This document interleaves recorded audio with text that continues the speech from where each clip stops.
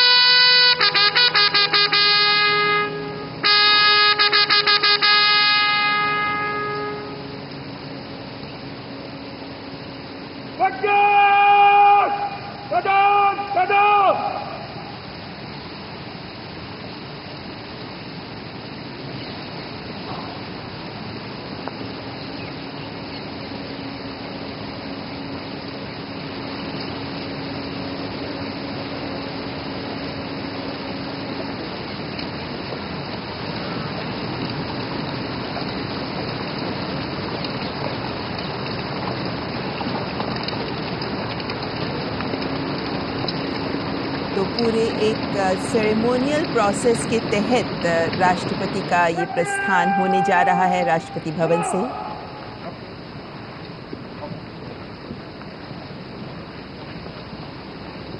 आधिकारिक समारोहिक कार्यक्रम के बाद राष्ट्रपति द्रौपदी मुर्मू राष्ट्रपति भवन से संसद भवन के लिए प्रस्थान करते हुए बग्गी में बैठकर राष्ट्रपति संसद भवन तक पहुंचेंगे और संसद भवन में 11 बजे राष्ट्रपति का अभिभाषण होगा।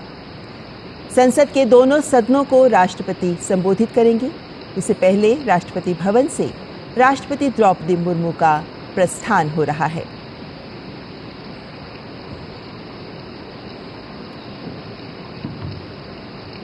संसद का बजट सत्र, जिसको लेकर पूरे देश की उम्मीदें होती हैं कि इस बार बजट में क्या मिलेगा।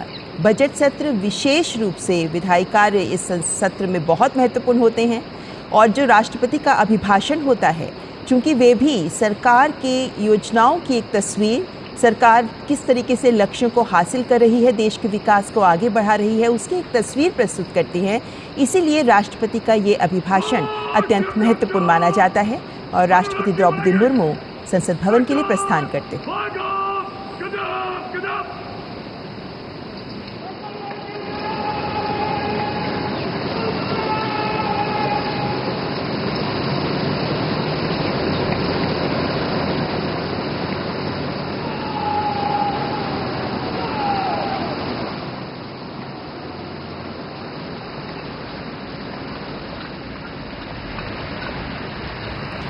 देश की प्रथम नागरिक राष्ट्रपति द्रौपदी मुर्मू जो इस वक्त संसद भवन के लिए प्रस्थान कर रही हैं, बग्गी में बैठकर राष्ट्रपति संसद भवन की ओर जाते हुए और एक पूरी सेरेमोनियल प्रोसेस के बाद राष्ट्रपति का ये प्रस्थान, जिसमें आप देख सकते हैं 6 घोड़े बग्गी के साथ जो राष्ट्रपति को संसद भवन की ओर ले जा रहे हैं।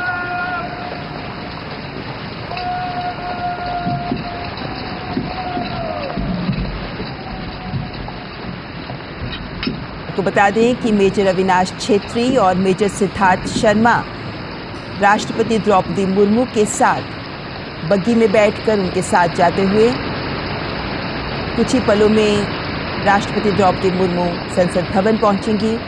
और इस वक्त सबको इंतज़ार है कि राष्ट्रपति के अभिभाषण में वे कौन से महत्वपूर्ण बिंदु, महत्वपूर्ण उपलब्धियां होंगी जो जगह पाएंगी, क्योंकि अभिभाषण के आधार पर ही विपक्ष के पास भी एक अवसर होगा कि वे जब इस पर चर्चा हो तो अपने विचार सामने रखें।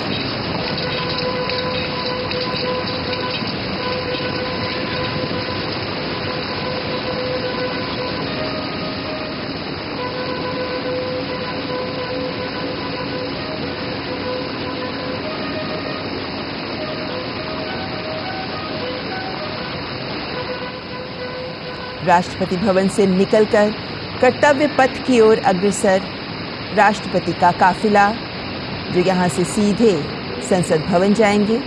और संसद भवन में 11 बजे का वक्त निर्धारित है जब राष्ट्रपति का अभिभाषण होगा। एक खूबसूरत दृश्य, हालांकि धुंध में लिपटी है इस वक्त दिल्ली की सुबह, जब राष्ट्रपति भवन से राष्ट्रपति का प्रस्थान हो रहा है। ये सभी सेरेमोनियल प्रोसेसेस, ये सभी समारोहिक बिंदु जो हमारे देश के गौरवमयी छवि भी प्रस्तुत करते हैं।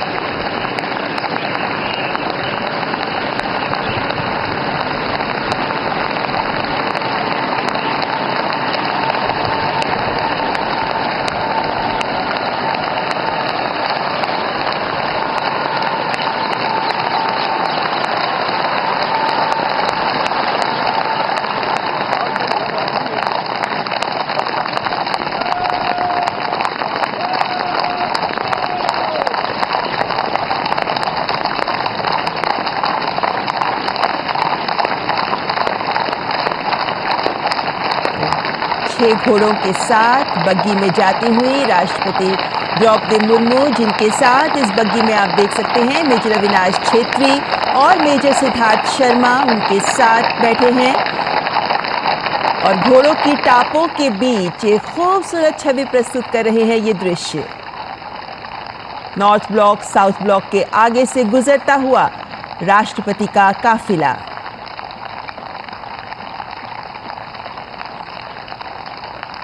घोड़ों पर बैठे हुए राष्ट्रपति भवन के सुरक्षाकर्मी और यहां से सीधे संसद भवन का रुख कर रही हैं राष्ट्रपति द्रौपदी मुर्मू। भारत जब 75 वर्ष अपने गणतंत्र के मना रहा है, तब ये सभी समारोह और समारोहिक दृश्य हम सब में गर्व की अनुभूति पैदा करते हैं।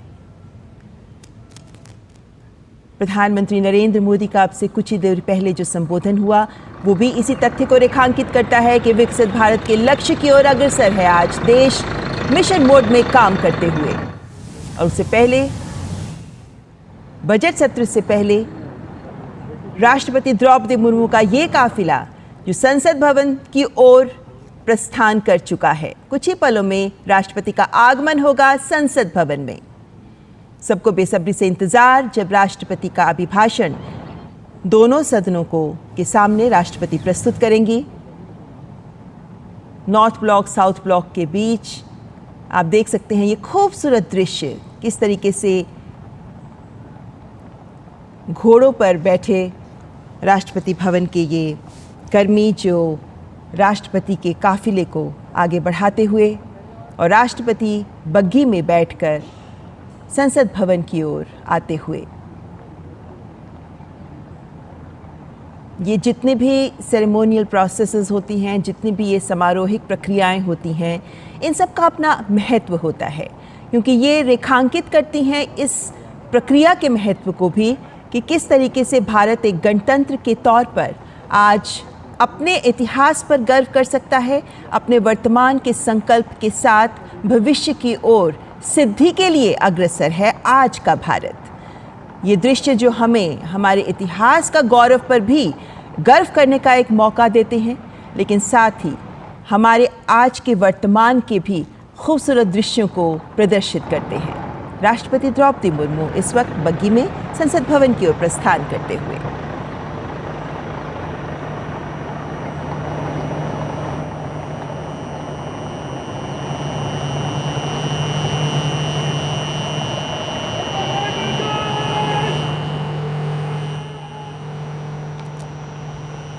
राष्ट्रपति भवन के सेरेमोनियल गार्ड्स जो इस काफिले को लीड कर रहे हैं,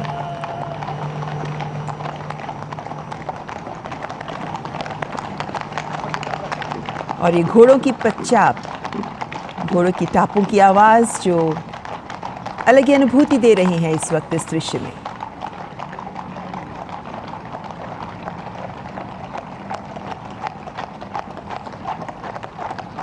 26 जनवरी को जब हमने अपने गणतंत्र पर गर्व की अनुभूति की, 26 जनवरी जब हमने देखा किस तरीके से हमारे गणतंत्र ने 75 वर्षों का सफल सफ़र पूरा किया, और उसके बाद आज जब बजट सत्र का आरंभ होने जा रहा है, तब ये दृश्य हमें हमारे देश के गौरव को दोबारा अपने मन में एहसास पैदा कर रहे हैं। हमारे देश का गौरव जिस पर आज सभी भारतीय गर्व कर रहे हैं, हमारे देश का इतिहास, वर्तमान और उसके बाद अब भविष्य के लिए जिसको तैयार करना आज हमारे हाथ में है। प्रधानमंत्री ने भी इसी तथ्य को रेखांकित किया कि आज की युवा शक्ति हमारे देश को विकसित भारत के स्वप्न को साकार करने में अपना योगदान दे सकती है। और आज जब राष्ट्रपति संसद भवन की ओर बजट सत्र से पहले प्रस्थान कर रही हैं, तो कुछ ही देर बाद राष्ट्रपति का अभिभाषण, जिसमें वो सभी बिंदु स्थान पाएंगे, हमें सुनने को मिलेंगे, वो तमाम बिंदु जिनमें भारत के ही उपलब्धियों को आगे किस तरीके से बढ़ाया जा रहा है, किस तरीके से भारत अपने लक्ष्यों की ओर अग्रसर है, किस तरीके से भारत अपने नए संकल्पों के साथ आगे बढ़ रहा है, किस तरीके से आज तक सरकार ने जो कुछ कहा वो हासिल किया और कैसे नए लक्ष्यों की ओर हम प्रयास कर रहे हैं। ये एक पूरी तस्वीर होगी जो राष्ट्रपति के अभिभाषण में सामने रखी जाएगी। हमारी संवैधानिक प्रक्रिया का एक महत्वपूर्ण हिस्सा होता है ये, जब राष्ट्रपति संसद भवन पहुंचते हैं और संसद को संबोधित करते हैं।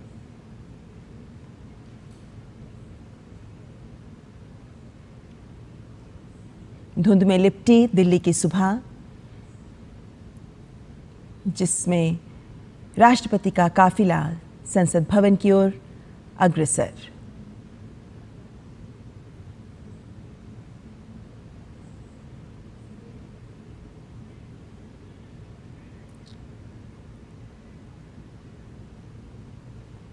इस बात का भी प्रतीक है कि कार्यपालिका और विधायिका एक समन्वित दृष्टिकोण के साथ देश की सेवा में कार्यरत हैं। भारतीय संस्कृति में जहां अतिथि को देवता माना गया है, वहां राष्ट्रपति का संसद में प्रवेश लोकतंत्र के सम्मान और उसकी शक्ति का परिचायक भी है।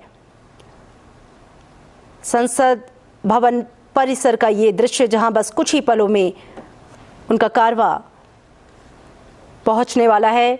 बग्घी पर सवार होकर इस देश की मुखिया पहुंच चुकी हैं।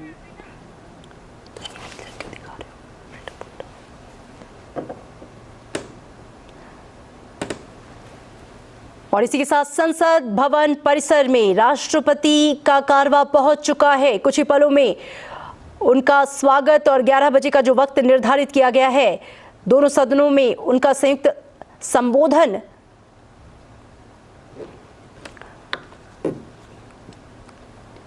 बेहद महत्वपूर्ण होता है। ये संबोधन क्योंकि अनुच्छेद 87 के तहत राष्ट्रपति हर साल बजट सत्र के पहले भी और किसी भी नए सत्र के पहले उनका ये अभिभाषण महत्वपूर्ण, क्योंकि उसके बाद धन्यवाद प्रस्ताव पर बहस और उस पर ये जो संबोधन है आधार का काम करता है।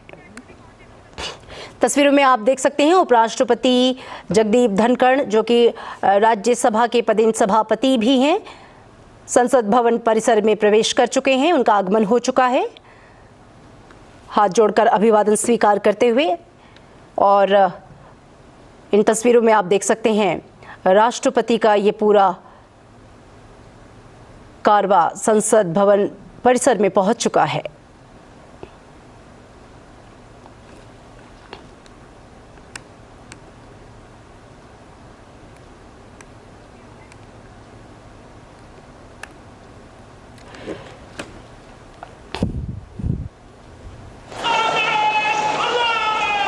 और आप ये देखिए, गार्ड ऑफ ऑनर के साथ सम्मान पूर्ण भाव विभोर होके इस देश के मुखिया,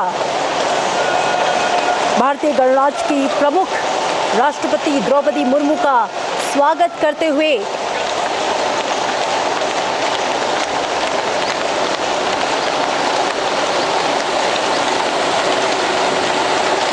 कुछ ही पलों में जब उनका अभिभाषण होगा संयुक्त अधिवेशन में, तो देश की आशा, विश्वास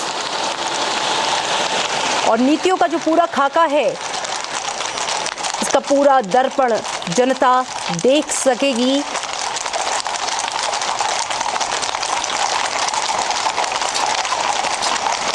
घोड़ों की सुंदर लयबद्ध तरीके से उनको लाते हुए और बग्घी में सवार माननीय राष्ट्रपति महोदया पहुंच चुकी हैं संसद भवन परिसर और उनका सम्मान गार्ड ऑफ ऑनर के माध्यम से दिया जा रहा है।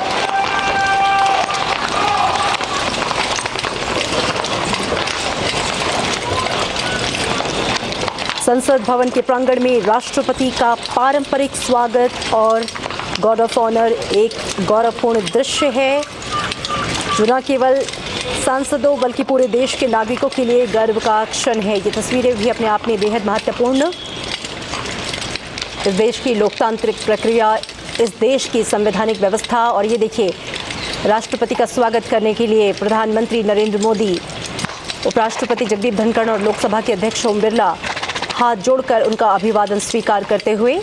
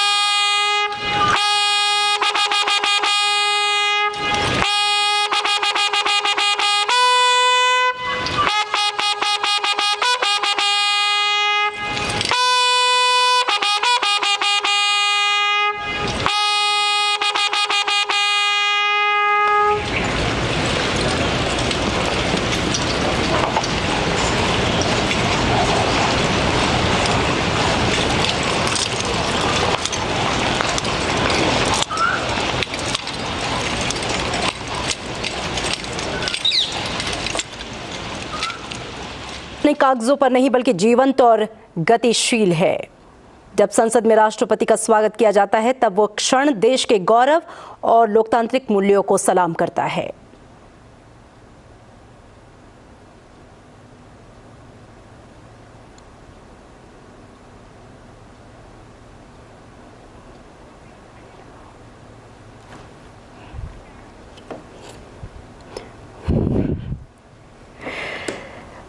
राष्ट्रपति का ये आगमन सत्ता के प्रतीक सेंगोल के साथ उनका स्वागत और उनको लेकर जाते हुए संसद संयुक्त अधिवेशन के लिए, जहां पर वो संबोधित करेंगी लोकसभा और राज्यसभा के सदस्यों को एक साथ, बेहद महत्वपूर्ण ये क्षण। राष्ट्रपति का आगमन इस देश को ये याद दिलाता है कि भारत का जो लोकतंत्र है वो केवल संवैधानिक कागजों पर नहीं बल्कि जीवंत और गतिशील है। जब संसद में राष्ट्रपति का स्वागत होता है तो वो क्षण देश के गौरव और लोकतांत्रिक मूल्यों को सलाम करने जैसा होता है। भारतीय संस्कृति में राष्ट्रपति का संसद में प्रवेश अतिथि सत्कार की भावना से भी जुड़ा है। गार्ड ऑफ ऑनर और सम्मान समारोह इस बात का प्रतीक है कि हम अपने संवैधानिक प्रमुख का सम्मान किस गहराई और किस आत्मसम्मान के साथ करते हैं। ये पारंपरिक सम्मान केवल राष्ट्रपति के लिए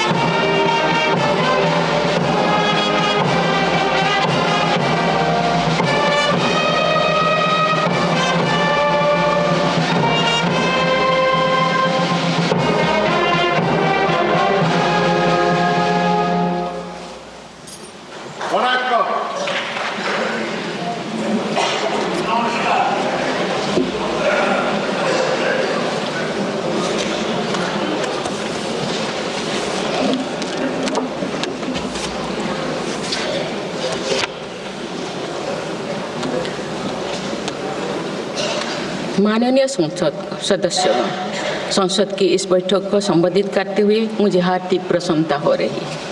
अभी 2 माह पहले हमने संविधान को अपनाने की 75वीं वर्षगांठ मनाए हैं और कुछ दिन पहले ही भारतीय गणतंत्र ने 75 वर्षों की यात्रा भी पूरी की है।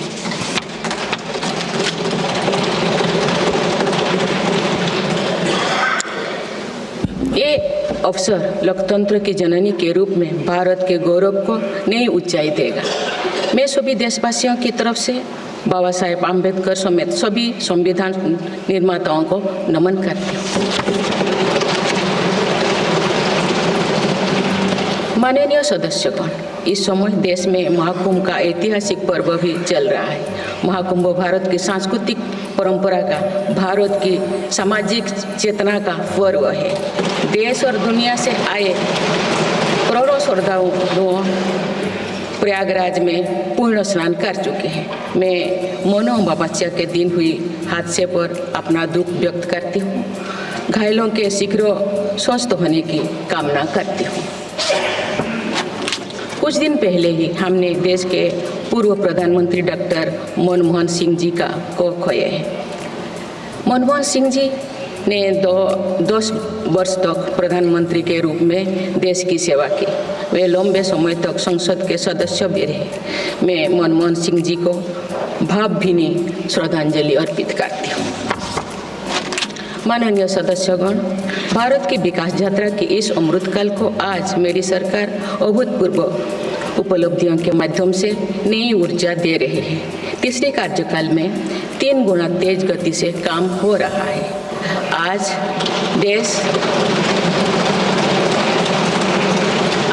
देश बड़े निर्णयों और नीतियों को असाधारण गति से लागू होते देख रहा है और इन निर्णयों में देश की गरीब, मध्यम वर्ग, युवा, महिलाओं, किसानों को सर्वोच्च प्राथमिकता मिली।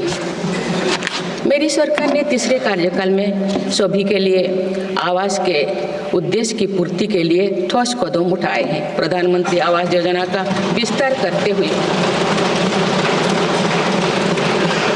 3 करोड़ अतिरिक्त परिवारों को नए घर देने का निर्णय लिया गया है। इसके लिए 5,36,000 करोड़ रुपया खर्च किए जाने की योजना है।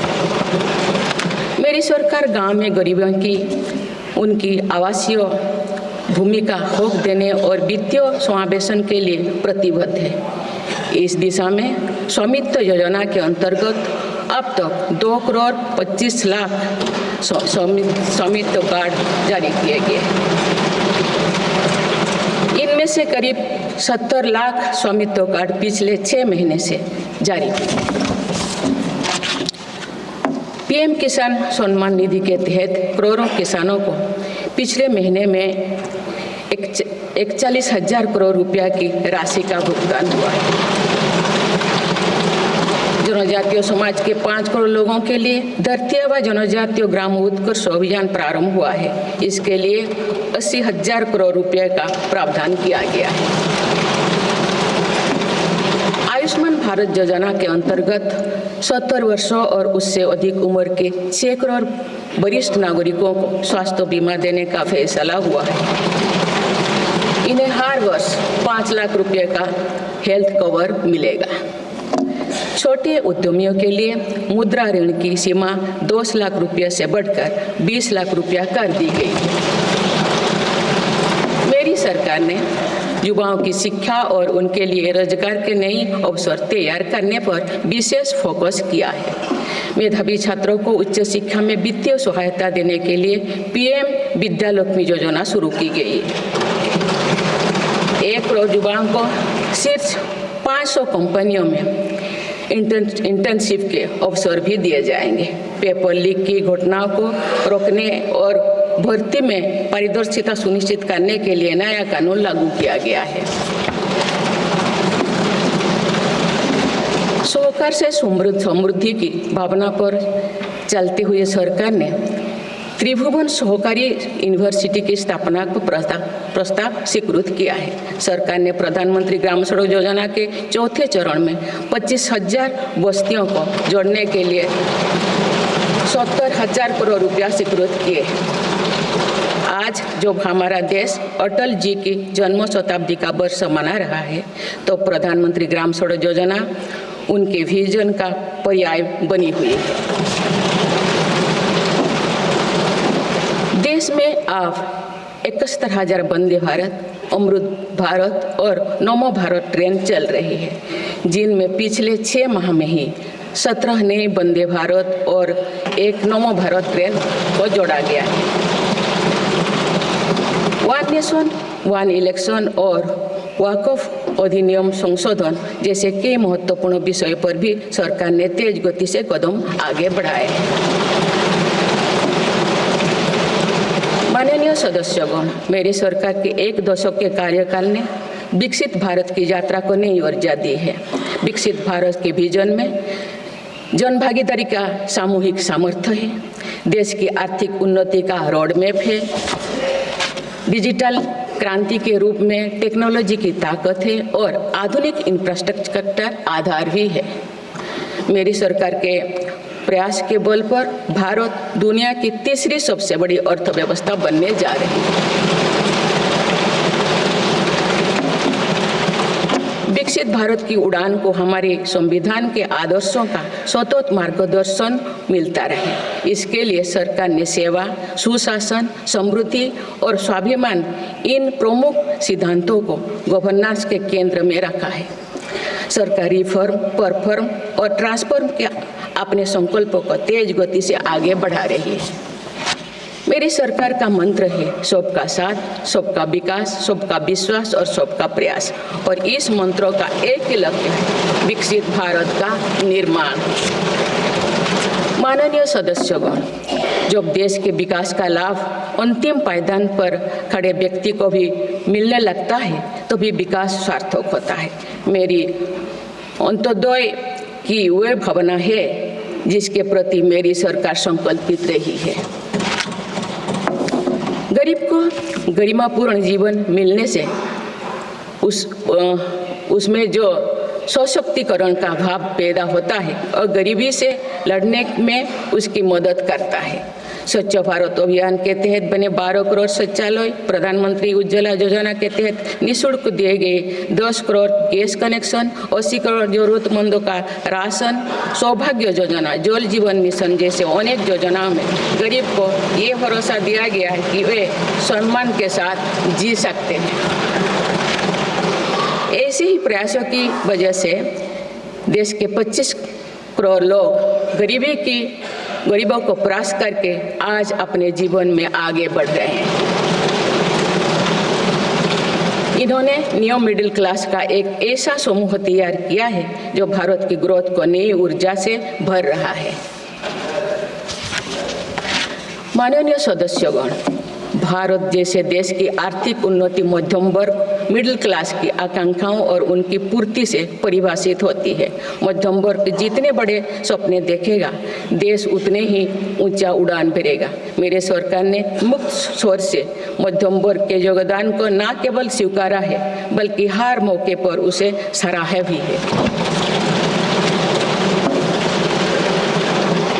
सरकारी कर्मचारी भी मिडिल क्लास के अहम प्रतिनिधि है। हाल ही में मेरी सरकार ने सरकारी कर्मचारियों के कल्याण के लिए 8वें वेतन आयोग के गठन का निर्णय लिया है। ये निर्णय आने वाले वर्षों में सरकारी कर्मचारियों के वेतन में बड़ी वृद्धि का आधार बनेगा। केंद्र सरकार के लाखों कर्मचारियों का यूनिफाइड पेंशन स्कीम के तहत 50% सुनिश्चित पेंशन देने का निर्णय भी लिया गया है, जिसका व्यापक स्वागत हुआ है। मध्यम वर्ग का अपने घर का सपना पूरा करने के लिए भी मेरी सरकार प्रतिबद्ध है।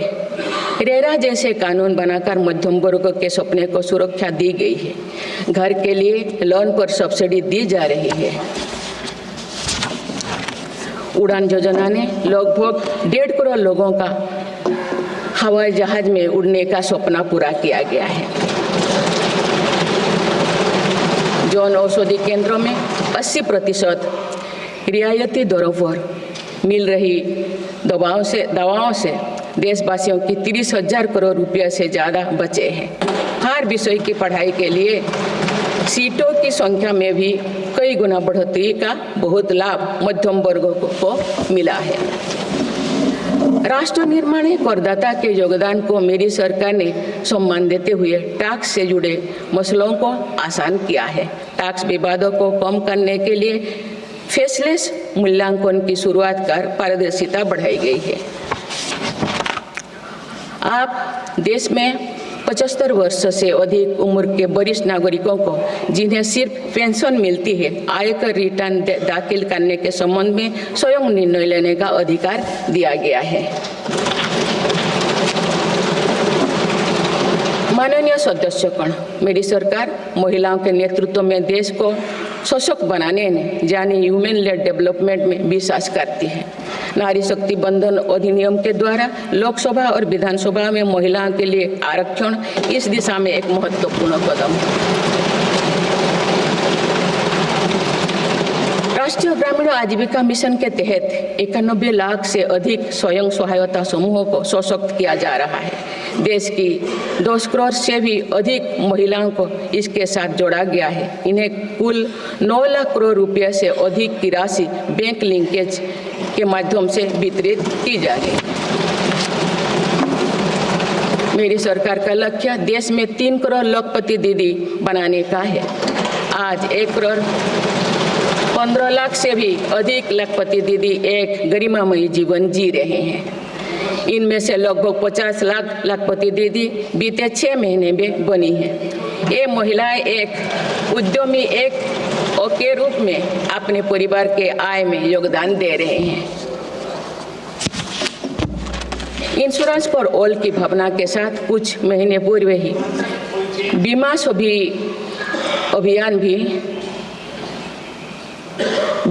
अभियान भी शुरू किया गया है। हमारे बैंकिंग और डिजी पेमेंट्स सखियां दूर दराज के इलाकों में लोगों को वित्तीय व्यवस्था से जुड़ने में महत्वपूर्ण भूमिका निभा रहे हैं। कृषि सखियां नेचुरल फार्मिंग के बढ़ावा दे रही हैं और पशु सखियां के माध्यम से हमारा पशुधन मजबूत हो रहे हैं। ड्रोन दीदी योजना महिलाओं के आर्थिक और तकनीकी सशक्तिकरण का माध्यम बने हैं। ये इस संसद के लिए गौरव का विषय है कि बड़ी संख्या में भारत की बेटियां लड़ाकू विमान उड़ा रही हैं, पुलिस में भर्ती हो रही हैं और कॉरपोरेट कंपनियों का नेतृत्व भी कर रहे हैं। मेरी सरकार के निर्णय के बाद बालिकाओं की भर्ती राष्ट्रीय मिलिट्री स्कूलों में प्रारंभ हो गई है। नेशनल डिफेंस एकेडमी में भी महिला कैडेट्स को भर्ती शुरू की गई है। हमारी बेटियां आज ओलंपिक में मेडल लाकर देश को भी गौरवान्वित कर रही हैं। मैं भारत की संसद के माध्यम से देश की नारी शक्ति को विशेष बधाई देती हूँ। माननीय सदस्यगण, पिछले 1 दशक में देश के हर बड़े प्रयास का दायित्व आगे बढ़कर भारत के युवाओं को उठाना पड़ा है। आज हमारा युवा स्टार्टअप स्पोर्ट्स से लेकर स्पेस तक हर फील्ड में देश का नाम रोशन कर रहे हैं। माय भारत पोर्टल के जरिए लाखों युवा राष्ट्र निर्माण के कार्य से जुड़ रहे हैं। पिछले 1 दशक में मेक इन इंडिया, आत्मनिर्भर Bharat, startup India, stand up India और डिजिटल इंडिया जैसी पहल ने युवाओं को रोजगार के अनेक अवसर प्रदान किए हैं। पिछले 2 वर्षों में सरकार ने रिकॉर्ड संख्या में 10 लाख स्थायी सरकारी नौकरियां प्रदान की गई। मेरी सरकार ने युवाओं के बेहतर कौशल और नई अवसरों के सृजन के लिए 2 लाख करोड़ रुपया का पैकेज स्वीकृत किया है। 1 करोड़ युवाओं के लिए इंटर्नशिप की व्यवस्था से युवाओं को ग्राउंड पर काम करने का अनुभव प्राप्त होगा। आज देश में 1.5 लाख से अधिक स्टार्टअप है जो इनोवेशन के स्तंभ के रूप में उभर रहे हैं। 1000 करोड़ रुपया की लागत से स्पेस सेक्टर में वेंचर कैपिटल फंड की शुरुआत की गई है। US world future skill index 2025 में भारत विश्व में दूसरे नंबर पर पहुंच गया है। यानी वर्क श्रेणी में AI और डिजिटल टेक्नोलॉजी अपनाने में भारत दुनिया को रास्ता दिखा रहा है। ग्लोबल इनोवेशन इंडेक्स में भी भारत की रैंकिंग 76 से सुधरकर 39 हो गए हैं। माननीय सदस्यगण, मेरी सरकार राष्ट्रीय शिक्षा नीति के माध्यम से विद्यार्थियों के लिए आधुनिक शिक्षा व्यवस्था तैयार कर रही है। कोई भी शिक्षा से वंचित ना रहे, इसीलिए मातृभाषा में शिक्षा के अवसर दिए जा रहे हैं।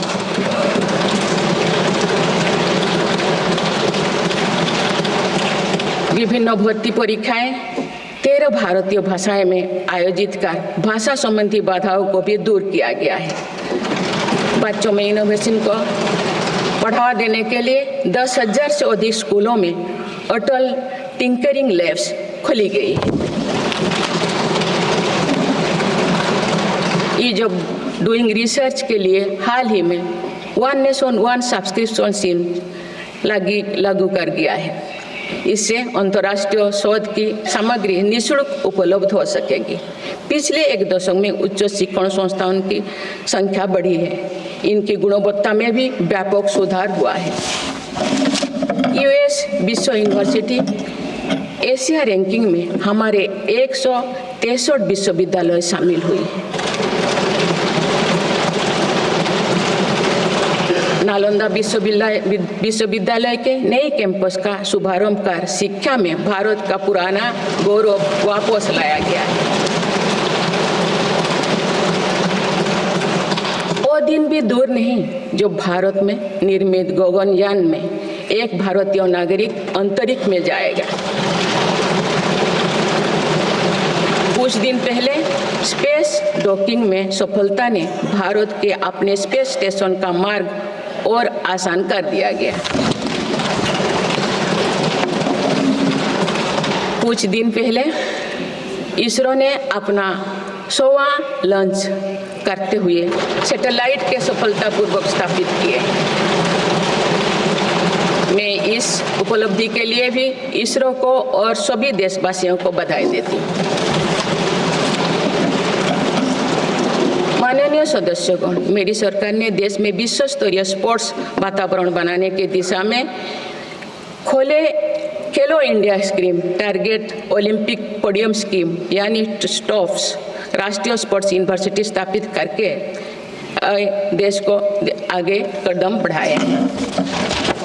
दिव्यांग के लिए ग्वालियर में विशेष खेल केंद्र खोला गया है। भारत की टीमों में चाहे ओलंपिक हो या फिर पैरालंपिक, हर जगह बेहतरीन प्रदर्शन किया गया है। हाल ही में विश्व शतरंज चैंपियनशिप में भी भारत ने अपना परचम लहराया।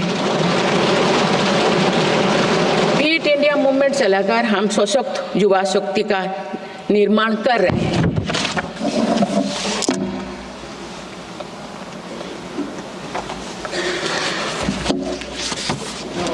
माननीय सदस्यगण, विकसित भारत के निर्माण में किसान, जवान और विज्ञान के साथ ही अनुसंधान का बहुत बड़ा महत्व है। हमारा लक्ष्य भारत को ग्लोबल इनोवेशन पावर हाउस बनाना है। देश के शिक्षण संस्थानों में अनुसंधान को बढ़ावा देने के लिए 50,000 करोड़ रुपया की लागत से अनुसंधान नेशनल रिसर्च फाउंडेशन स्थापित किया गया है। 10,000 करोड़ रुपया के लागत से विज्ञान धारा योजना के तहत विज्ञान एवं प्रौद्योगिकी में इनोवेशन को बढ़ावा दिया जा रहा है। आर्टिफिशियल इंटेलिजेंस के क्षेत्र में भारत के योगदान को आगे बढ़ाते हुए इंडिया AI मिशन प्रारंभ किया गया है। राष्ट्रीय क्वांटम मिशन से भारत इस फ्रंटियर टेक्नोलॉजी में दुनिया के अग्रणी देशों की पंक्ति में स्थान बना सकेगा। मेरी सरकार देश में बायो मैन्युफैक्चरिंग को बढ़ावा देने के उद्देश्य से बायो ई-ट्री पॉलिसी लाई है। ये पॉलिसी भविष्य की औद्योगिक क्रांति का सूत्रधार होगा। बायो इकोनॉमी का उद्देश्य प्राकृतिक संसाधनों का कुशल उपयोग करना है, जिससे पर्यावरण को संरक्षित करते हुए रोजगार के नए अवसर पैदा होगा। माननीय सदस्यगण, मेरी सरकार ने अर्थव्यवस्था को पॉलिसी पैरालिसिस जैसे परिस्थितियों से उबरने के लिए मजबूत इच्छा शक्ति के साथ काम किया है। कोविड और उसके बाद के हालात एवं युद्ध जैसी वैश्विक चिंताओं के बावजूद भारतीय अर्थव्यवस्था ने जो स्थायित्व एवं रेजिलियंस दिखाया है वो उसके सशक्त होने का प्रमाण है। मेरी सरकार ने ईज ऑफ डूइंग बिजनेस को बढ़ावा देने के लिए कई महत्वपूर्ण कदम उठाए हैं।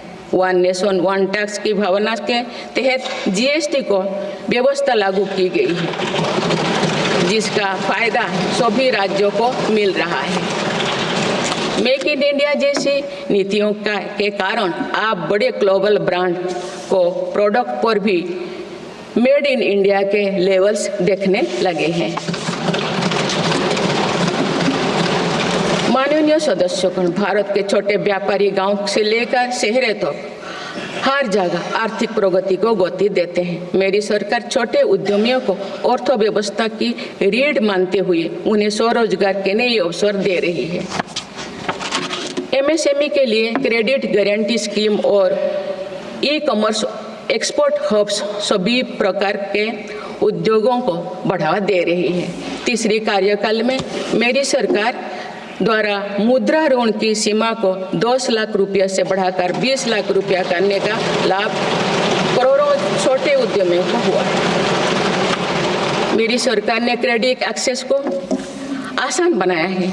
इससे वित्तीय सेवाओं की लोकतांत्रिक बनाया जा सका है। आज लोन, क्रेडिट कार्ड, बीमा जैसे प्रोडक्ट सबके लिए आसानी से सुलभ हो रही है। दशकों तो हमारे देश के रेहड़ी फैक्ट्री पर दुकान लगाकर आजीविका चलाने वाले भाई बहन बैंकिंग व्यवस्था से बाहर रहे। आज उन्हें पीएम स्वनिधि योजना का लाभ मिल रहा है। डिजिटल ट्रांजैक्शन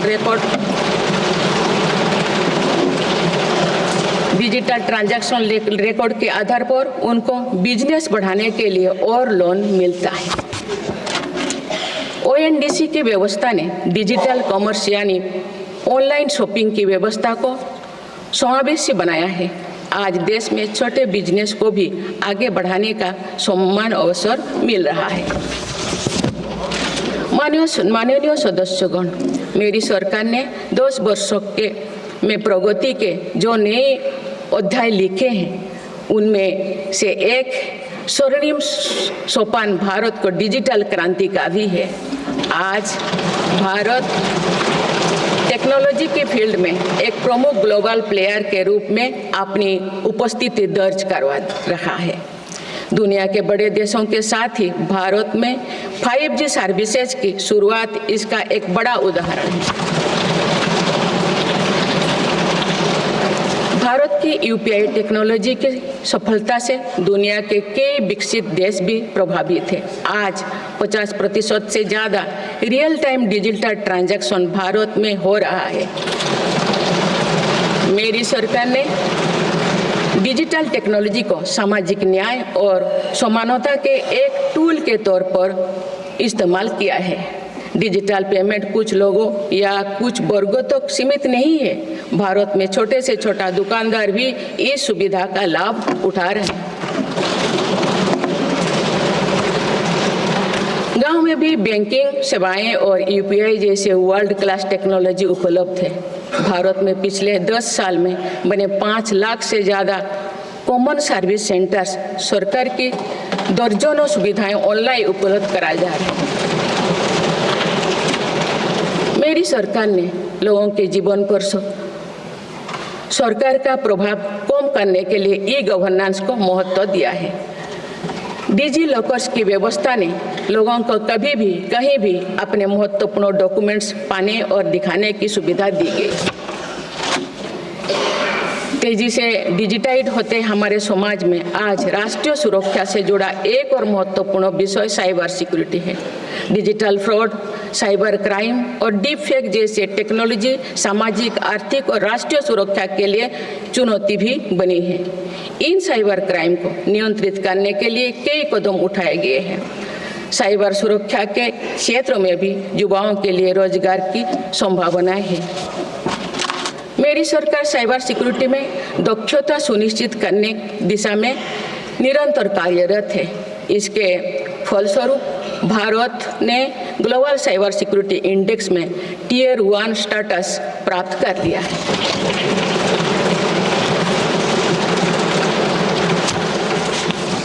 माननीय सदस्यगण, किसी भी देश का आधुनिक इंफ्रास्ट्रक्चर ने केवल उसके नागरिकों को एक बेहतर जीवन एवं देश को नई पहचान देता है, बल्कि देश को एक नया आत्मविश्वास भी देता है। बीते दशक में भारत ने वर्ल्ड क्लास इंफ्रास्ट्रक्चर निर्माण के कई माइलस्टोन तय किए हैं। इस आधुनिक इंफ्रास्ट्रक्चर से दुनिया में भारत की छवि मजबूत हुई है। इन्वेस्टर्स का भारत के प्रति भरोसा बढ़ा है, उपयोग को बल मिला है और नए रोजगार का निर्माण हो रहा है। मेरी सरकार देश के हर हिस्से को हाईवे, एक्सप्रेसवे से कनेक्ट करने के लिए मिशन मोड में काम कर रही है। पीएम गति शक्ति नेशनल मास्टर प्लान के द्वारा परियोजना पर पूरा करने की गति तेज हुई है। 2 साल पहले बुनियादी ढांचे का बजट लगभग 2 लाख करोड़ रुपया था, जो पिछले बजट में बढ़कर 11 लाख करोड़ रुपया से अधिक हो गया।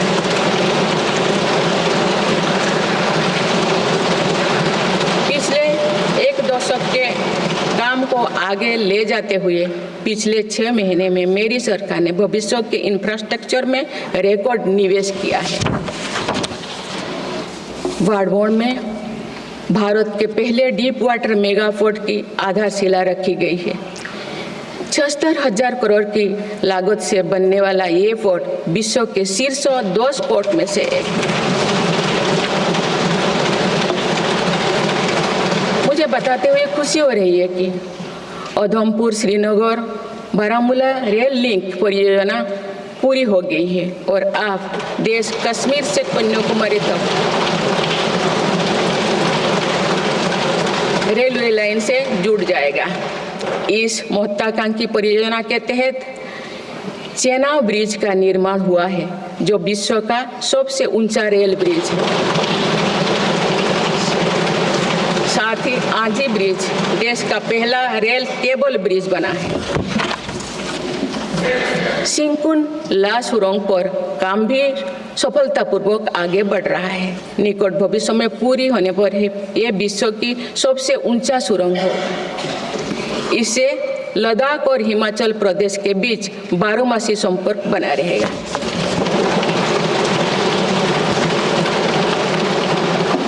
भारत का एविएशन सेक्टर तेजी से विकास कर रहा है। देश की एयरलाइन कंपनियों ने 1700 से अधिक नए विमानों के ऑर्डर दिए हैं। इतनी बड़ी संख्या में आने वाले विमानों के परिचालन के लिए हम एयरपोर्ट्स का विस्तार कर रहे हैं। पिछले 1 दशक में देश के एयरपोर्ट्स की संख्या 2 गुनी हो गई।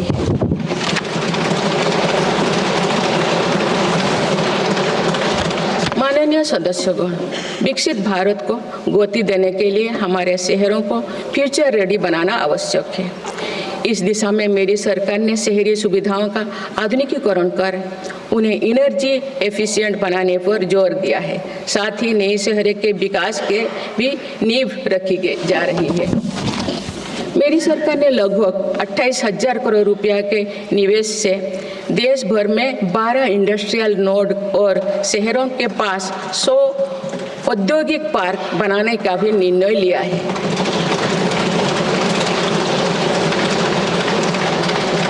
शहरी यातायात को सुगम बनाने के कार्य लगातार जारी है।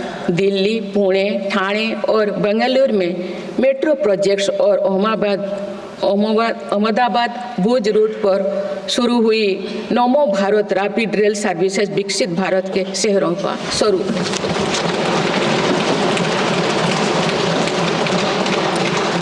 कुछ सप्ताह पूर्व ही दिल्ली में रिठारा नरेला कुंडली कॉरिडोर का काम शुरू हुआ है, जो दिल्ली मेट्रो नेटवर्क के बड़े सेक्शन में से एक होगा। मेरी सरकार के निरंतर प्रयास से दिल्ली में मेट्रो टूर लगातार बढ़ रहा है। 2014 में दिल्ली एनसीआर में मेट्रो का कुल नेटवर्क 200 किलोमीटर से भी कम था। अब ये बढ़कर दुगुना से भी ज़्यादा हो गया है।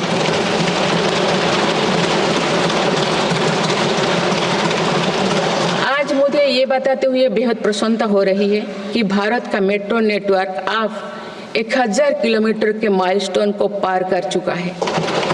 भारत अब मेट्रो नेटवर्क के मामले में दुनिया का तीसरा सबसे बड़ा देश बन गया है।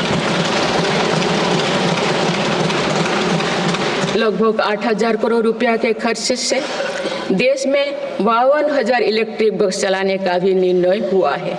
इससे शहरी इलाका में सुगम और स्वच्छ यातायात की सुविधा मिलेगी और अनेक लोगों को रोजगार भी मिलेगा। आसान कनेक्टिविटी और अर्बन टूरिज्म को बढ़ावा देने के लिए देश में 15 रोपवे प्रोजेक्ट्स की योजना पर भी काम हो रहा है। माननीय सदस्यगण, मेरी सरकार बहुआयामी एवं समरस सर्वस्पर्शी विकास की नीतियों पर काम करती आई है। इसीलिए मेरी सरकार ने जितना बल फिजिकल इंफ्रास्ट्रक्चर पर दिया है, उतने ही सौगन प्रयास सोशल इंफ्रास्ट्रक्चर क्रांति के लिए भी किए हैं। समाज के हर वर्ग तक सस्ती, सुलभ और गुणवत्तापूर्ण स्वास्थ्य सेवाएं पहुंचे, ये मेरी सरकार की प्राथमिकता है। अस्पताल, इलाज और सेवा की व्यवस्था के कारण एक सामान्य परिवार में स्वास्थ्य पर होने वाला खर्च निरंतर कम हो रहा है। देश में नागरिकों तक बेहतर स्वास्थ्य सेवाएं पहुंचाने के लिए 1,75,000 आयुष्मान आरोग्य मंदिर बने हैं।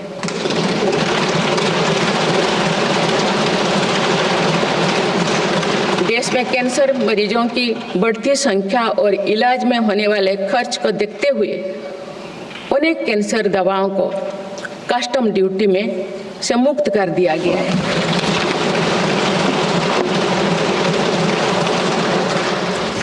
सर्वाइकल कैंसर के लिए अब तक लगभग 9 करोड़ महिलाओं की स्क्रीनिंग की जा चुकी है। मेरी सरकार के प्रयास से दिमागी बुखार से लड़ने में देश को काफ़ी सफलता मिली है। इससे होने वाले मृत्यु दर अब घटकर 6% रह गए। राष्ट्रीय टीबी उन्मूलन कार्यक्रम के अंतर्गत टीबी के मरीजों की संख्या भी घटी है। मेरी सभी देशवासियों और माननीय सांसदों से आग्रह है कि हम सब मिलकर टीबी मुक्त भारत के अभियान को सफल बनाने में अपना योगदान दें। भारत में मातृ मृत्यु दर और शिशु मृत्यु दर में भी व्यापक सुधार हुआ है। गर्भवती महिलाओं और बच्चों के टीकाकरण कार्यक्रम की सही ट्रैकिंग रखने के लिए यूइन पोर्टल लॉन्च किया गया है। इस पोर्टल पर अब तक लगभग 30 करोड़ वैक्सीन खुराक दर्ज हो चुका है। टेलीमेडिसिन के माध्यम से 30 करोड़ से अधिक टेली कंसल्टेशन से नागरिकों को स्वास्थ्य लाभ मिला है। सरकार अगले 5 सालों में देश के मेडिकल कॉलेजों में 75,000 नई सीटों के सृजन के लिए भी काम कर रही है। सरकार हेल्थ इंफ्रास्ट्रक्चर और मेडिकल इक्विपमेंट मैन्युफैक्चरिंग को बढ़ावा दे रही है। देश में नई बल्क ड्रग और मेडिकल डिवाइसेस के पार्क भी बनाया जा रहा है। हमने रोजगार के अनेक नए अवसर उपलब्ध हो रहा है। माननीय सदस्यगण, भारत में आधुनिक और आत्मनिर्भर कृषि व्यवस्था हमारा लक्ष्य है। मेरी सरकार किसानों को फसलों का उचित दाम दिलाने और उनकी आय बढ़ाने के लिए समर्पित भाव से काम कर रही है।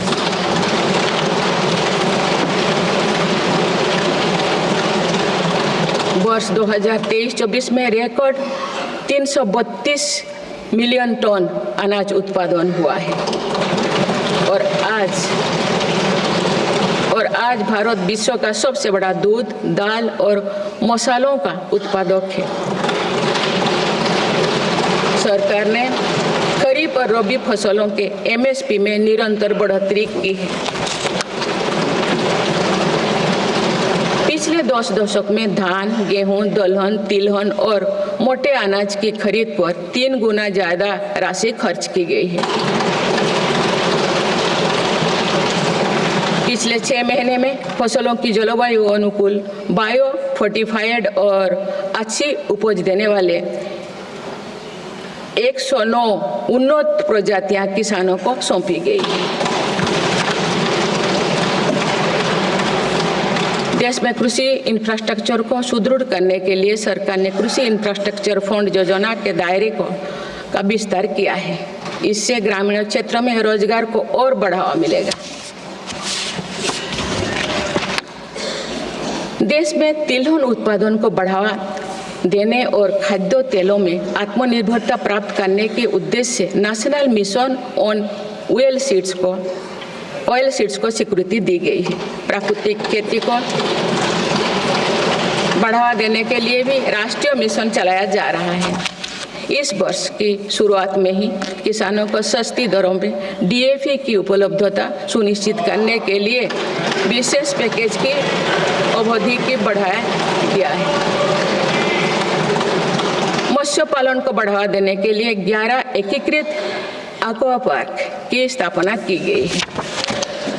माननीय सदस्यगण, कुछ सप्ताह पूर्व ही भारत मौसम विज्ञान विभाग के 150 साल पूरी हुई है।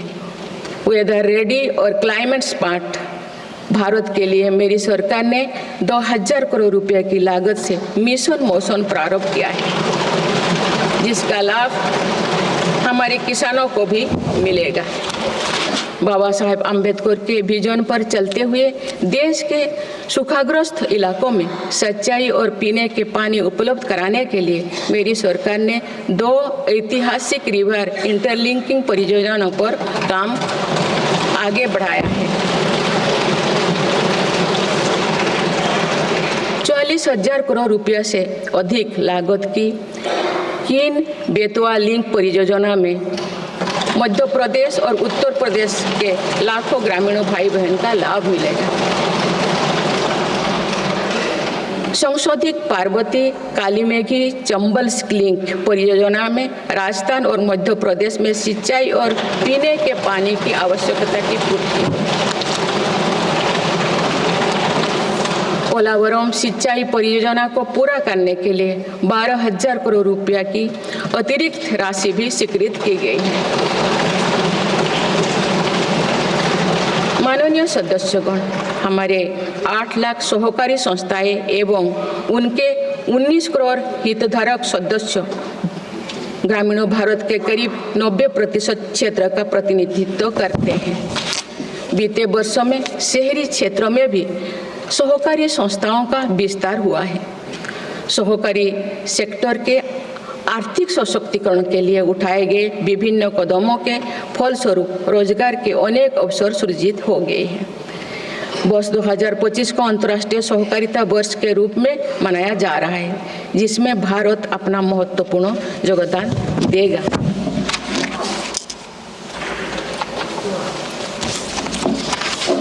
माननीय सदस्यगण, हम जब राष्ट्र के विकास और उपलब्धियों की चर्चा करते हैं तो वास्तव में हम राष्ट्र के नागरिकों की क्षमता एवं उपलब्धियों का ही उल्लेख कर रहे होते हैं। आज देश के विकास में सबका साथ है, इसीलिए हम देश के सही सामर्थ्यों का अनुभव कर पा रहे हैं। मेरी सरकार के प्रयासों का सबसे अधिक लाभ देश के दलित, वंचित और आदिवासी समाज को मिल रहा है।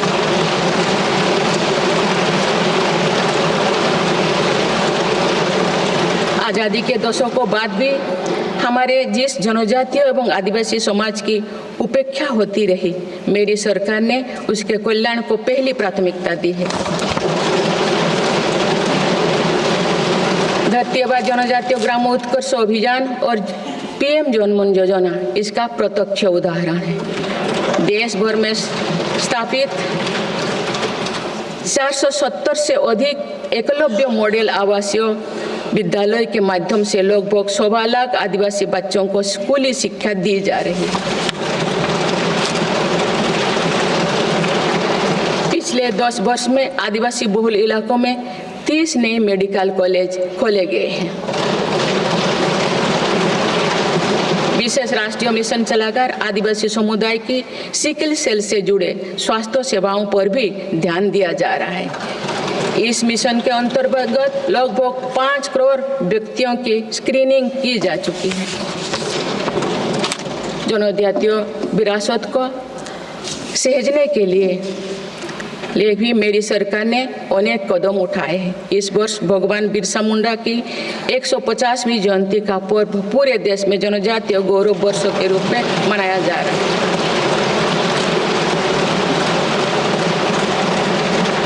माननीय सदस्यगण, विकसित भारत की एक महत्वपूर्ण कसौटी देश का संतुलित विकास है।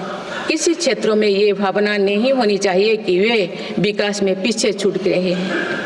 मेरी सरकार ने नॉर्थ ईस्ट के लोगों की इन्हीं भावनाओं को समझा, उनके दिल से दूरियों का भाव समाप्त किया।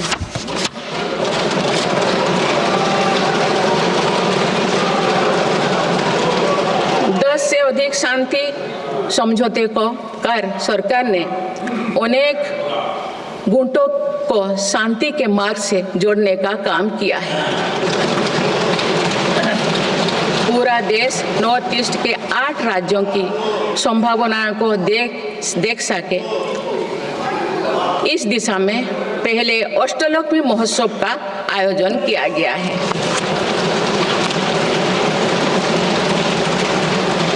पूर्वोत्तर के विकास के साथ साथ सरकार ने देश के पूर्वोदय यानी पूर्वी राज्यों के सर्वांगीण विकास की कार्य योजना पर काम शुरू कर दिया गया है, जिससे रोजगार के नए अवसर भी उपलब्ध होगी।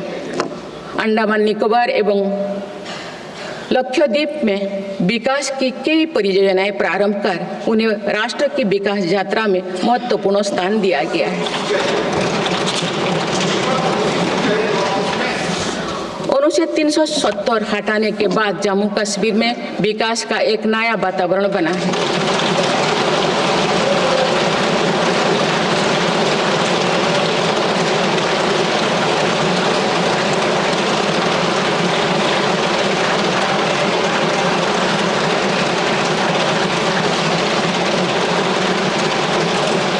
जम्मू कश्मीर में लोकसभा चुनाव एवं विधानसभा चुनाव अत्यंत शांतिपूर्ण माहौल में संपन्न हुए। जम्मू कश्मीर के लोग इसके लिए बधाई के पात्र हैं। माननीय सदस्यगण, राष्ट्र या समाज की सफलता समावेशी एवं सर्वस्पर्शी तभी होती है जब वो सिद्धांतों से प्रेरित हो।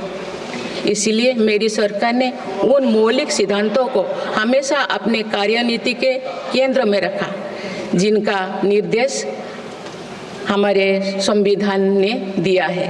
संविधान के आलोक में मेरी सरकार की प्रमुख सैद्धांतिक प्रेरणा है सेवा।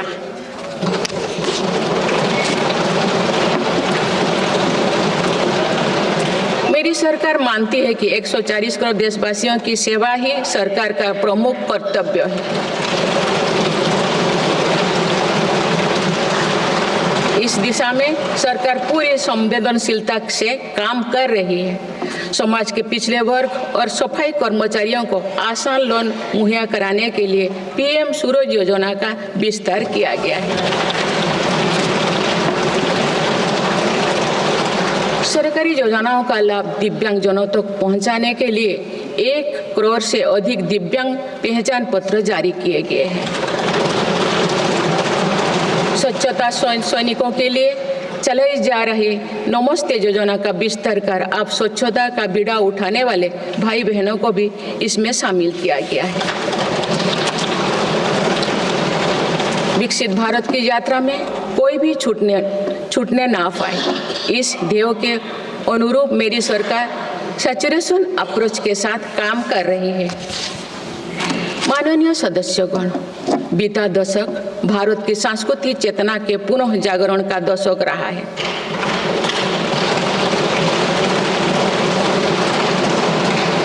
हम अपनी विरासत पर गर्व और विकास के प्रति समर्पण के साथ ऐसा भविष्य गढ़ रहे हैं जहां संस्कृति और प्रगति साथ साथ आगे बढ़े। इस वर्ष हम डॉक्टर श्यामा प्रसाद मुखर्जी की 125वीं जयंती मनाए हैं।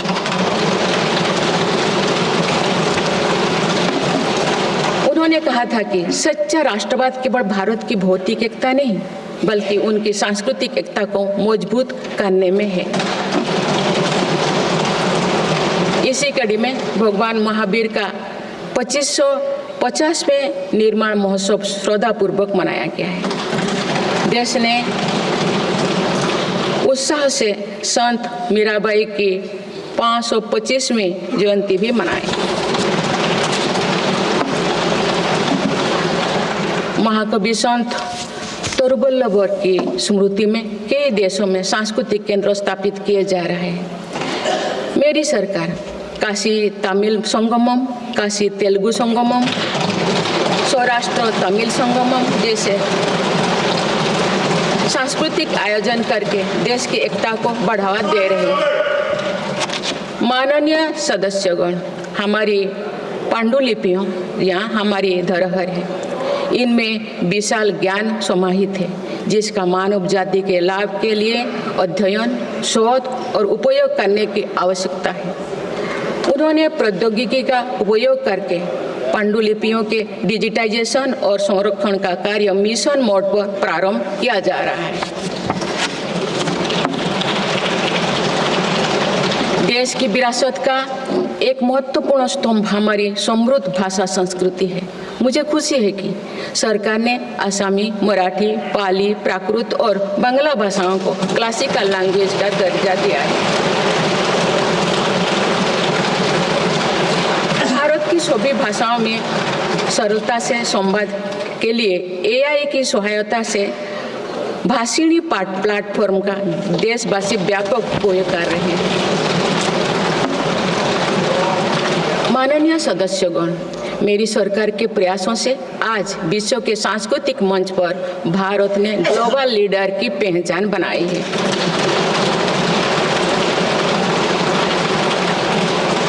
सभी एशियाई बौद्ध देशों को आपस में जोड़ने के लिए मेरी सरकार ने पहली एशियाई बुद्धिस्ट कॉन्फ्रेंस का आयोजन किया। पिछले वर्ष वर्ल्ड हेरिटेज कमेटी की बैठक का आयोजन भी भारत में हुआ जिसमें 140 देशों ने भाग लिया। अंतर्राष्ट्रीय योग दिवस के माध्यम से पूरा विश्व आज भारत की योग परंपरा को अंगीकार कर रहा है। माननीय सदस्यगण, प्रगति की भव्य इमारत को नई बुलंदियों तक ले जाने के लिए मजबूत स्तंभों की जरूरत होती है। भारत के विकास के लिए मेरी सरकार ने रिफॉर्म, परफॉर्म और ट्रांसफॉर्म के ऐसे ही 3 मजबूत स्तंभ बनाए हैं। आज ये सब पूरी दुनिया में भारत के नए गवर्नेंस मॉडल का पर्याय बन गए हैं। सरकार ने संविधान के लागू होने से पहले बने कानूनों की विस्तृत समीक्षा की है। कई कानूनों को निरस्त या संशोधन किया जा रहा है ताकि पूरा तंत्र वर्तमान सामाजिक और आर्थिक चुनौतियों का सामना कर सके। सरकार अब तक 1500 से अधिक पुराने और आवश्यक कानूनों को निरस्त कर चुके हैं। गुलामी के कानूनों को हटाकर दंड संहिता के स्थान पर न्याय संहिता लागू किए गए। जन विश्वास और जन भागीदारी के साथ मेरी सरकार जनता का जीवन सुगम बनाने पर कार्य कर रही है। विवादों को निपटाने के लिए विवाद से विश्वास की पहल की गई है। इसी भावना के साथ सरकार ने 40,000 से अधिक नियमों का कम या सरल किया है और 3500 प्रावधानों को अपराध मुक्त किया है।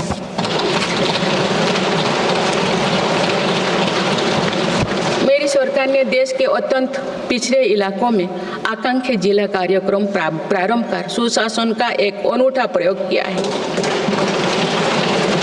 इस कार्यक्रम से इन जिलों में स्वास्थ्य, पोषण, कृषि, सामाजिक विकास और शिक्षा जैसे विभिन्न मापदंडों में उल्लेखनीय प्रगति हुई। यूएनडीपी की एक रिपोर्ट में इस पहल की बहुत सराहना की गई है। इस सफलता से प्रेरित होकर आप देश के 500 आकांक्षा ब्लॉक में भी समग्र विकास हेतु अभियान प्रारंभ की गया है।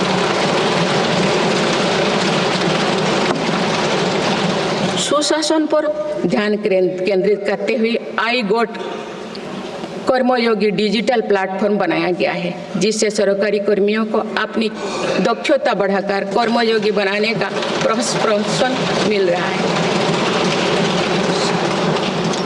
इस प्लेटफॉर्म पर 1700 पाठ्यक्रमों उपलब्ध है और अब तो 2 करोड़ से अधिक प्रशिक्षण पूर्ण किए गए हैं।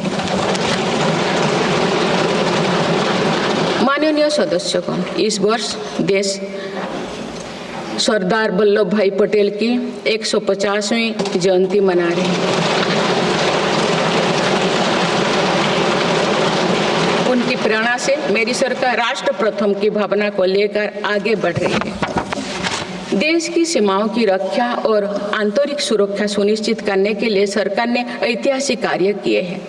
विशेषकर रक्षा क्षेत्र में आत्मनिर्भरता में हमें बहुत उत्साहजनक परिणाम मिले हैं। हम मेक इन इंडिया से मेक फॉर द वर्ल्ड की ओर बढ़े हैं। इससे देश में रोजगार के नए अवसर भी बन रहे हैं।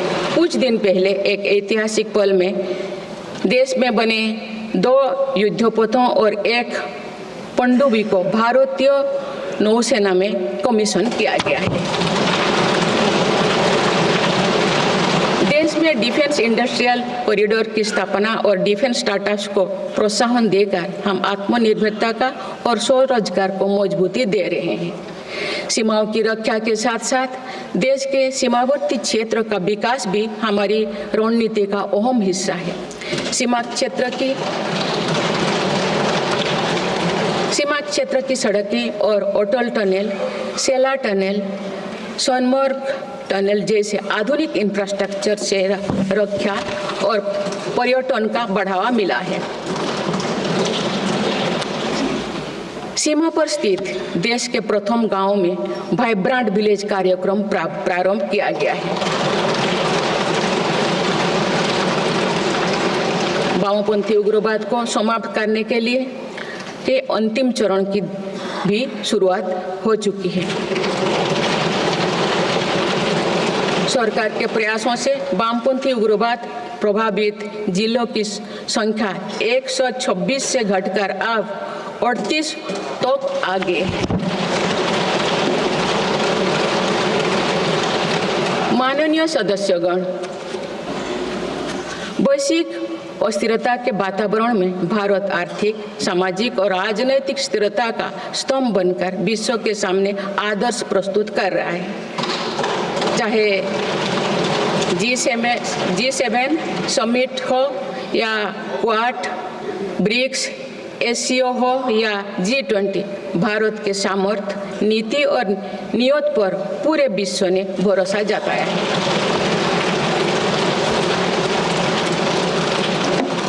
आज बड़े से बड़े वैश्विक मंच पर भी भारत अपने हितों को मजबूत के साथ आगे रखता है। G20 का सफल आयोजन और दिल्ली डिक्लेरेशन इसका उदाहरण है। तीसरी global south summit, Bharat Asian summit और भारत करिकम समिट में हमने ग्लोबल साउथ से जुड़े विषयों को अभिव्यक्ति दी है। हमने समिट ऑफ द फ्यूचर में भारत का विजन ऑफ फ्यूचर रखा है। इसी माह में मेरी सरकार द्वारा भुवनेश्वर में प्रवासी भारतीय दिवस का आयोजन किया गया। प्रवासी भाई बहनों के सुविधा सहूलियत हमारी प्राथमिकता है। इसीलिए 6 नए दूतावास और 4 नए वाणिज्यिक दूतावास खोलने का निर्णय लिया गया है। विश्व बंधु की छवि मजबूत करते हुए विश्व में कोई आपदाग्रस्त इलाकों में भारत ने तुरंत सहायता भरा हाथ बढ़ाया। भारत के नए देशों के साथ अपना डिजिटल पब्लिक इंफ्रास्ट्रक्चर साझा किया है और जन औषधि केंद्रों स्थापित कर दिए। माननीय सदस्यगण, मेरी सरकार वर्तमान के साथ ही आगे वाली पीढ़ियों को ध्यान में रखते हुए भी निर्णय ले रही है। हम देश को ग्रीन फ्यूचर, ग्रीन जॉब्स की तरफ ले जा रहे हैं। 2030 तक 500 gigawatt non fossil fuel energy क्षमता के लक्ष्यों को प्राप्त करने की दिशा में बीते 6 महीने में कई बड़े फैसले लिए गए हैं। पीएम सूर्यघर मुफ्त बिजली योजना के अंतर्गत 75,000 करोड़ रुपया की लागत से रूफटॉप सोलर सिस्टम स्थापित किए जा रहे हैं। अभी तक 7.5 लाख घरों में रूफटॉप सोलर की स्थापना की जा चुकी है। इससे रोजगार के अवसर भी बढ़े हैं। राष्ट्रीय ग्रीन हाइड्रोजन मिशन के तहत 8 लाख करोड़ रुपये का निवेश और 6 लाख से अधिक रोजगार का सृजन होगा। हम परमाणु ऊर्जा का विस्तार करने पर भी तेजी से काम कर रहे हैं। मेरी सरकार वाहन स्क्रैपिंग पॉलिसी लाई है ताकि पुराने वाहनों का वैज्ञानिक तकनीकी से निपटारा हो और इससे भी रोजगार के नए अवसर सृजित हो। इसी क्रम में विश्व पर्यावरण दिवस 2024 पर एक पेड़ मां के नाम अभियान प्रारंभ किया गया।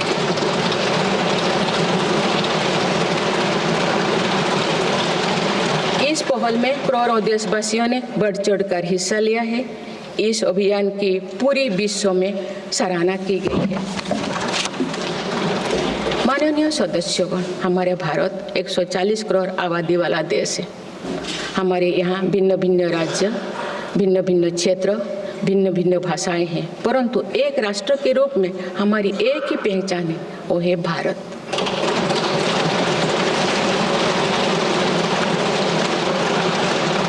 हमारा एक ही संकल्प है, एक ही लक्ष्य है, विकसित भारत।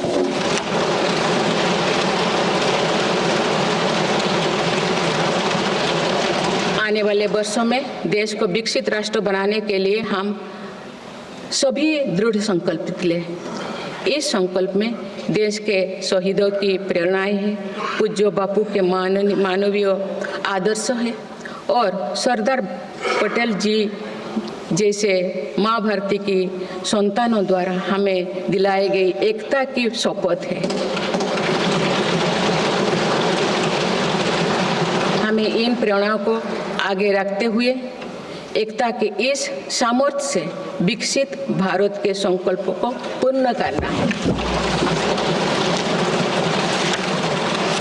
आइए हम एक बार फिर एकता के संकल्पों को दोहराएं और भारत के सपनों को पूरा करने के लिए कटिबद्ध हो। जब हम साथ मिलकर बढ़ेंगे तो हमारी भावी पीढ़ियां 2047 में अवश्य विकसित, सशक्त, समर्थ और समृद्ध भारत देखेंगी।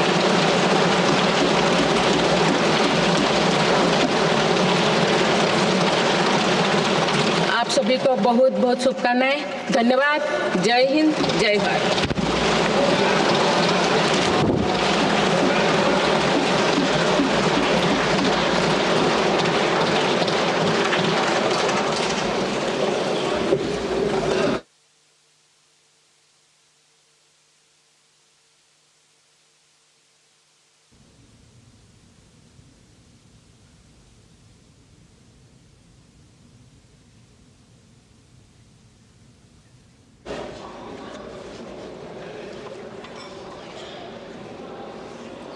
संसद के संयुक्त अधिवेशन को राष्ट्रपति द्रौपदी मुर्मू ने संबोधित किया।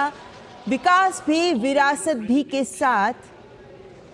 Honorable members, I seek to read some parts from the English version of Honorable President's address, and the rest may be considered as read.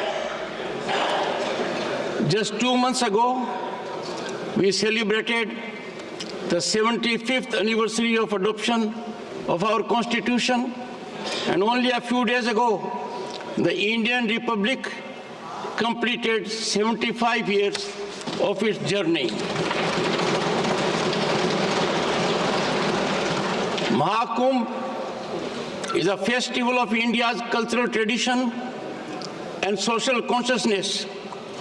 I express my sorrow over the unfortunate incident that occurred on Moni Amavasya and wish for the speedy recovery of the injured.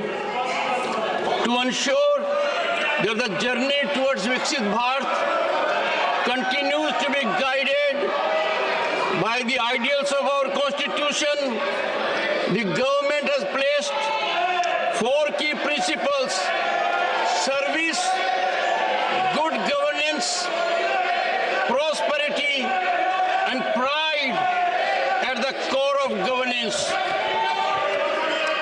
Initiatives like construction of 12 crore toilets under Swachh Bharat Abhiyan, 10 crore free LPG gas connections under Pradhan Mantri Ujjwala Yojana, ration for 80 crore needy citizens, the Subhagya Yojana, and the Jal Jeevan Mission have given the poor the confidence that they can live with dignity. Due to such efforts, 25 crore people have overcome poverty and moving forward in life. Honorable members, it is a matter of pride for the Parliament that India's daughters are now flying fighter jets, joining the police force, and leading corporate companies. Following my government decision, girls have entered and started enrolling in national military schools and National Defense Academy as cadets. Our daughters are also making the nation proud by winning medals in the Olympics. An internship program for 1 crore youth will provide them with hands-on experience in real-world work environment. In the QS World Future Skill Index 2025, India has risen to the 2nd place globally. Showcasing our leadership in artificial intelligence and digital technology, adoption in the future of work category. Similarly, India's rank in the Global Innovation Index has improved significantly, moving up from 76th to 39th position. For enhancing the ease of doing research, the One Nation, One Subscription scheme has recently been introduced, offering free access to international research materials. The inauguration of the new Nalanda University campus has revived India's ancient glory in education. Honorable members, the day is not far when an Indian citizen will travel to space aboard the indigenously developed Gaganyaan spacecraft. India's teams, whether at the Olympics or Paralympics, have consistently delivered outstanding performances. Recently, India also achieved remarkable success at the World Chess Championship. My government has utilized digital technology as a tool for social justice and equality. Digital payments are no longer confined to select individuals or classes. Today, even the smallest shopkeepers in India benefit from this facility. My government is continuously working to ensure competence in cyber security. As a result of these efforts, India has achieved Tier 1 status in the Global Cyber Security Status and Index. Honorable members, 10 years ago, the budget for CapEx was around 2 lakh crore rupees, which has now increased to over 11 lakh crore rupees in the last budget. I am pleased to inform you that Udhampur, Srinagar, Baramulla rail link project has been completed, connecting the nation from Kashmir to Kanyakumari through the railway line. Under this ambitious project, the Chenab Bridge has been constructed, which is the highest railway bridge in the world. Honorable members, metro projects in Delhi, Pune, Thane, and Bengaluru, along with the recently launched Namo Bharat rapid rail services on the Ahmedabad-Bhuj route, are shaping the cities of a Viksit Bharat. Just a few weeks ago, work began on Rithala-Narela-Kundli corridor in Delhi, which will be one of the major sections of the Delhi metro network. In 2014, the total metro network in Delhi NCR was less than 200 kilometers. Now it is more than doubled. Additionally, the decision to deploy 52,000 electric buses in the country at an estimated cost of 8,000 crore rupees will provide smooth and clean urban transportation. Honorable members, through telemedicine, over 30 crore e-teleconsultations have provided healthcare benefit to our citizens. The government is also working on creating 75,000 new seats in medical colleges over the next 5 years. Honorable members, today, India is the largest producer of milk, pulses, and spices in the world. The government has consistently increased the minimum support price for both Kharif and Rabi crops. In the past 6 months, 109 climate-resilient, biofortified, and high-yielding advanced crop varieties have been released to farmers. A national mission is also being implemented to promote natural farming. The year 2025 is being celebrated as the International Year of Cooperatives, and India will play a significant role in this global initiative. Honorable members, nearly 1.25 lakh tribal children are receiving quality education through more than 470 Eklavya model residential schools. In the last 10 years, 30 new medical colleges have been established in tribal-dominated areas. This year, the 150th birth anniversary of Bhagwan Birsa Munda is being celebrated across the country as Janjatiya Gaurav Divas.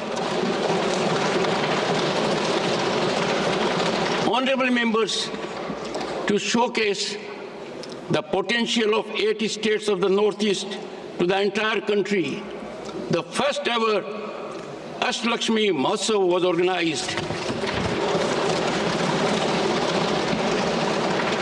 Honorable members, after the abrogation of Article 370, there is a conducive environment for development of Jammu and Kashmir.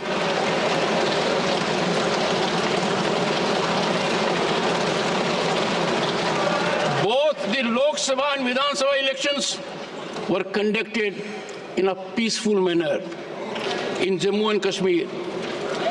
The people of Jammu and Kashmir deserve commendation for this remarkable achievement. Honorable members, this year we will celebrate the 125th birth anniversary of Dr. Shyama Prasad Mukherjee, who said, and I quote, "True nationalism lies not only in the physical unity of India, but in strengthening its cultural unity," unquote. My government is promoting national unity through cultural initiatives like Kashi Tamil Sangam, Kashi Telugu Sangam, and Saurashtra Tamil Sangam. By removing colonial era laws, a Nyaya Sanhita has been introduced in place of the penal code. My government has initiated the Aspirational Districts program in the country's most backward areas, implementing a unique experiment in good governance. A UNDP report has praised this initiative. Inspired by this success, the government has now launched a campaign for the holistic development of 500 aspirational blocks. Honorable members, this year the country is celebrating the 150th birth anniversary of Sardar Vallabhbhai Patel.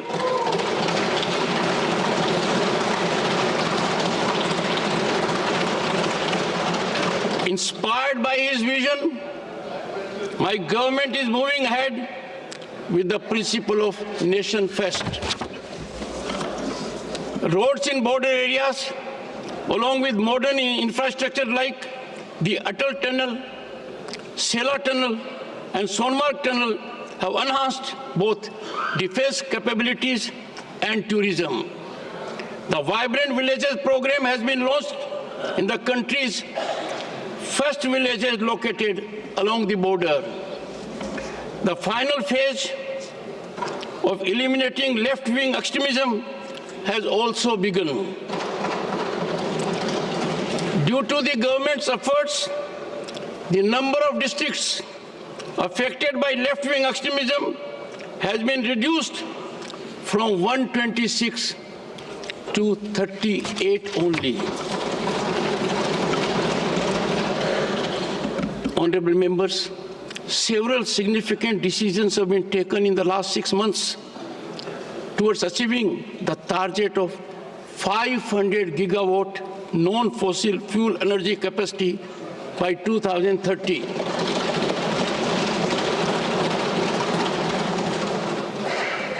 The Ek Ped Maa Ke Naam campaign launched on World Environment Day 2024. Millions of citizens have enthusiastically participated, and this initiative has been appreciated worldwide. We have diverse states, diverse regions, and diverse languages. Yet, as one nation, we have only one identity, Bharat. And we have only one resolution, one goal, Viksit Bharat. When we move forward together, our future generations will surely witness a developed, empowered, capable, and prosperous Bharat in 2047. Jai Hind.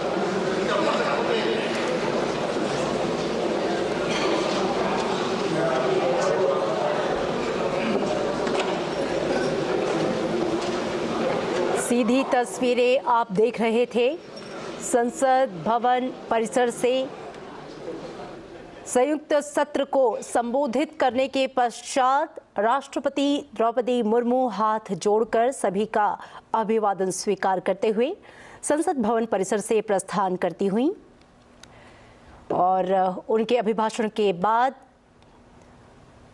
उपराष्ट्रपति महोदय जगदीप धनखड़ जी का भी संबोधन हुआ और तस्वीरों में आप देख सकते हैं माननीय सांसद गण खड़े होकर उनका अभिवादन करते हुए।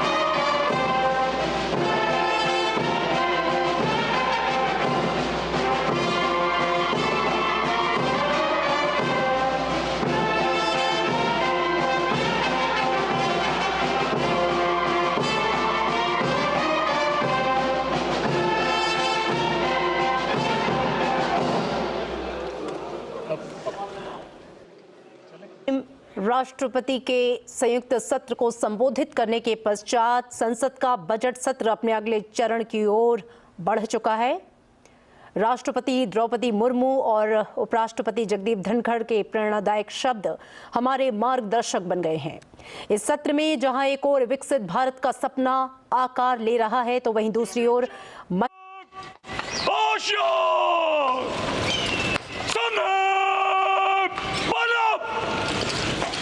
राष्ट्रपति के शब्द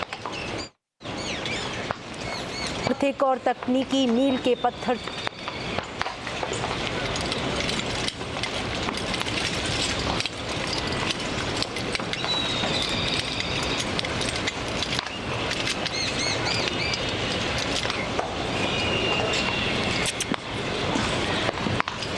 slow.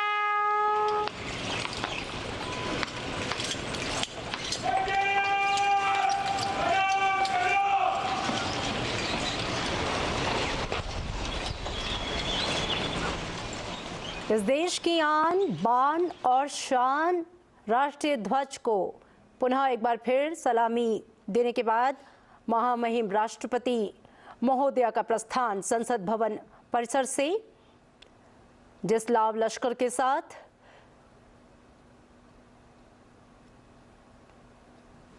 राष्ट्रपति महोदय का आगमन यहां हुआ था उसी तरीके से ससम्मान पूर्वक उनकी विदाई और अपनी बग्घी में सवार होकर राष्ट्रपति महोदया प्रस्थान करेंगी राष्ट्रपति भवन की ओर। अपने संबोधन में उन्होंने युवा और महिलाओं की भागीदारी की चर्चा की जिसने हर एक क्षेत्र में नए अवसरों को जन्म दिया है। उन्होंने बताया कि विकसित भारत 2047 तक का जो सपना है वो सभी के संकल्पों और सभी के सहयोग से पूरा होगा जिसके लिए सरकार प्रतिबद्ध है।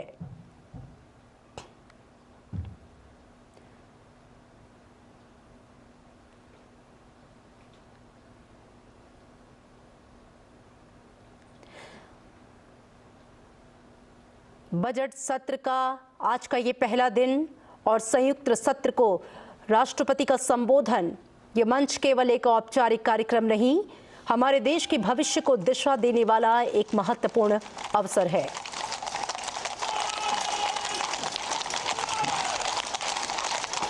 और अपने काफिले के साथ राष्ट्रपति द्रौपदी मुर्मू का संसद भवन परिसर से प्रस्थान होता हुआ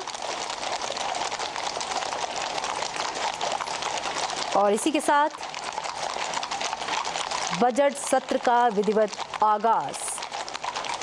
बजट सत्र दो चरणों में होना है और इस दौरान देश के आर्थिक भविष्य का पूरा खाका, लेखा जोखा खींचा जाना है। आज एक और महत्वपूर्ण कार्रवाई होने वाली है जब देश का आर्थिक सर्वेक्षण वित्त मंत्री निर्मला सीतारमण द्वारा पेश किया जाएगा और आज से राष्ट्रपति के संयुक्त सत्र को संबोधित करने के पश्चात बजट सत्र का विधिवत आगाज।